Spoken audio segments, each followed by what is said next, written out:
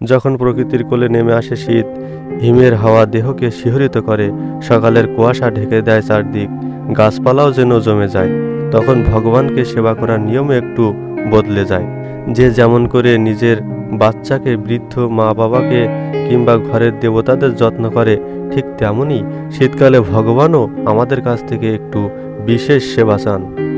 কারণ ভগবান দূরের কেউ নন, তিনি আমাদের ঘরের প্রাণ, আমাদের সুখের উৎস, আমাদের প্রভু।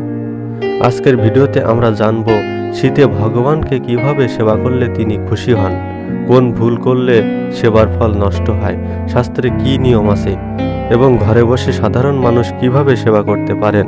আসুন ভক্তির উষ্ণতায় মনকে গরম করি। কেন শীতে বিশেষ সেবা প্রয়োজন? শীতে রাত লম্বা, দিন ছোট। এই সময় সাধারণত ঠান্ডায় দেহ জমে যায়, পানি বরফের মতো ঠান্ডা, বাতাসে শুষ্কতা, সকাল দেরিতে হয়, মানুষের সক্রিয়তা কমে যায়। শাস্ত্রে বলা আছে ঋতু বৈশিষ্ট্য অনুসারে ভগবানের সেবা পরিবর্তন করতে হবে। যেমন গ্রীষ্মে দেওয়া হয় ঠান্ডা জল, বর্ষায় বিশেষ নৈবেদ্য, আর শীতে উষ্ণতা, আরাম আর যত্ন। কেন? কারণ মন্দিরে যে সেবা হয় তা শুধু মূর্তি নয়, ভক্তি, যত্ন, ভালোবাসা এসবই মূর্তিতে প্রাণ সৃষ্টি করে। শান্তি প্রাণে আছে, যেখানে ভক্তি থাকে, সেবা থাকে, স্নেহ থাকে, সেখানে ভগবান স্বয়ং বাস করেন। শীতে ভগবানকে ঘরোয়া বিশেষ সেবা। ভগবানকে উষ্ণ বস্ত্র পরানো। শীতে সবচেয়ে গুরুত্বপূর্ণ সেবা হলো উষ্ণ পোশাক, গেরুয়া বা লাল হলুদ রঙের কাপড়, উলের চাদর, ছোট সোয়েটার অনেক ভক্ত বানিয়ে দেয়, নরম কম্বল, এসব দিয়ে ভগবানকে সাজাতে হয়। এগুলো ঘরোয়াভাবে বানানো যায়। ফ্ল্যানেল কাপড় দিয়ে ছোট কম্বল। কেন লাল বা হলুদ? কারণ এই রং গরমের প্রতীক। শীতের বিশেষ অর্ঘ্য নৈবেদ্য।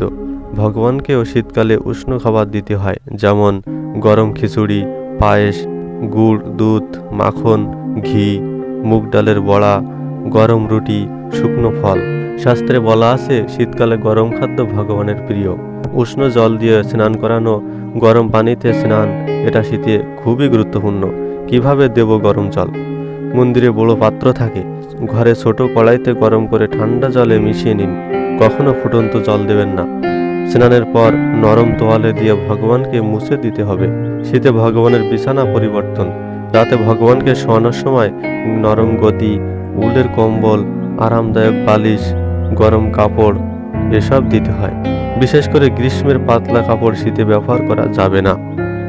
ধূপ দ্বীপ আরতি। শীতে ধূপ দ্বীপের প্রয়োজন বেশি, কারণ ঘর ভিজে থাকে, ঠান্ডা বাতাস ঢুকে যায়।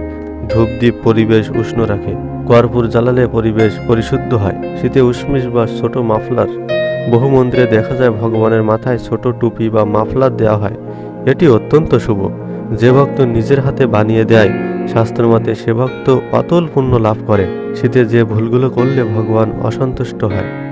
ঠান্ডা জল দিয়ে স্নান করানো, এটা সবচেয়ে বড় ভুল। শীতকালে ঠান্ডা পানি একদম নিষিদ্ধ।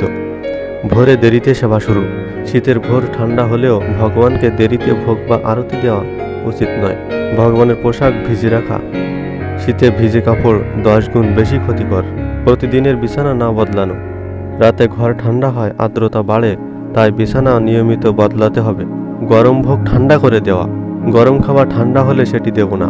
মাইক্রোওয়েভে গরম করা নিষিদ্ধ, শুধু আগুনে গরম হবে। শীতে ভক্তের আলস্য। আলস্য ভক্তির সবচেয়ে বড় শত্রু।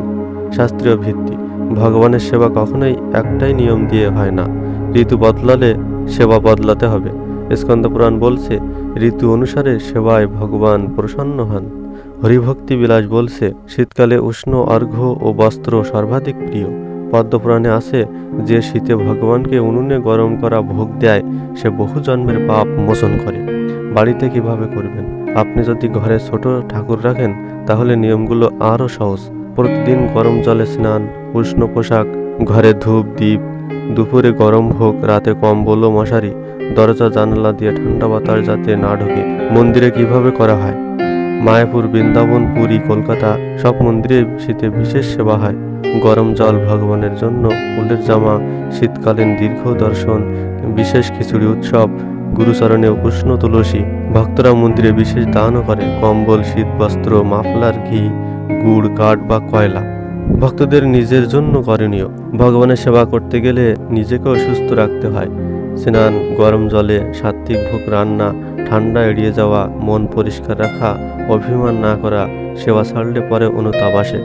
উপসংহার: যে ভক্ত শীতে ভগবানের কথা ভাবে, তাকে উষ্ণ রাখে, গরম খাবার দেয়, নরম কাপড় পরায়, ভগবানও তার জীবনে সমস্যার ঠান্ডা বাতাস ঢুকতে দেয় না। ভক্তির উষ্ণতায় ভগবানকে সাজান, তাহলে ভগবানও আপনার জীবনে উষ্ণ আশীর্বাদ বর্ষণ করবেন। হরে কৃষ্ণ।